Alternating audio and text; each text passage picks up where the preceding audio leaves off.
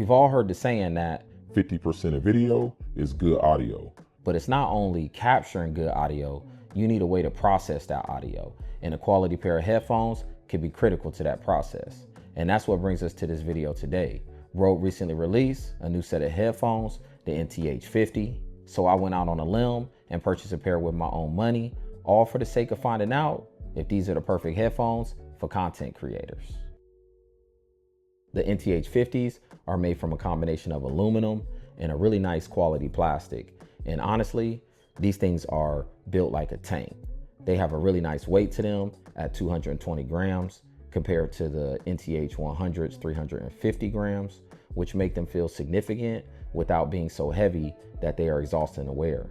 They also have a really nice matte black scratch resistant coating. We'll just have to wait and see how that holds up over time.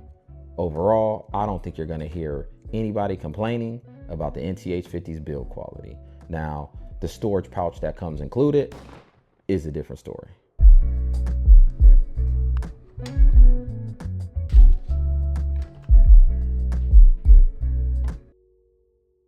I went into this knowing that I'm not a huge fan of on-ear headphones. And after testing the NTH-50s, my mind hasn't really been changed. On one hand, these things are really comfortable. The headband and ear cushions are a premium filling synthetic leather with memory foam, and there isn't really much to complain about. But on the other hand, the on-ear design just makes my ears hot way too fast. I found myself removing the headphones every so often just to let my ears breathe for real. That's definitely something to be aware of if you plan on wearing these for really long periods of time. When it comes to audio, I'm in no way a professional, but I spent a nice amount of time with the NTH-50s listening to my favorite songs, editing footage in Final Cut Pro, and running various audio tests. My very first impression of these headphones were they are incredibly clear. Everything feels well spaced. There is virtually zero distortion, and to my untrained ear, they sound relatively flat. If you are mixing audio for YouTube content, or maybe like a hobbyist music producer, the NTH-50s are a great value headphone. Now, I can't speak for professional mixing and mastering.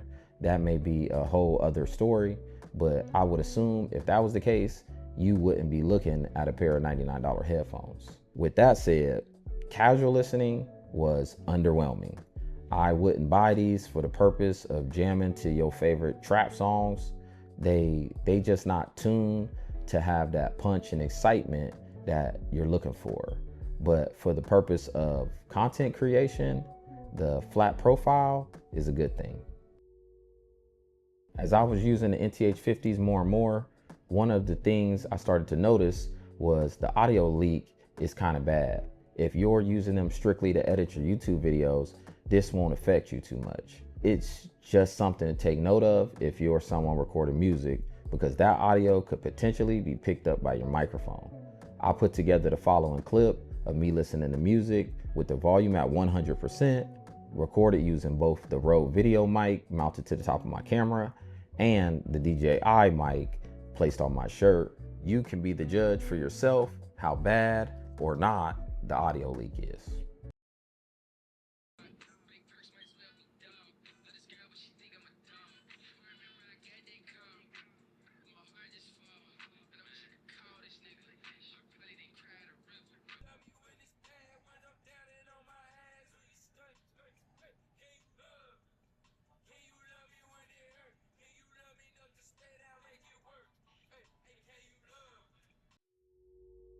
Overall, the NTH-50s are a well-built, solid performing headphone for the price.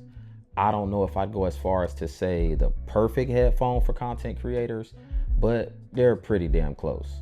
And coming from someone with as much bias against on-ear headphones as me, that's a pretty strong compliment.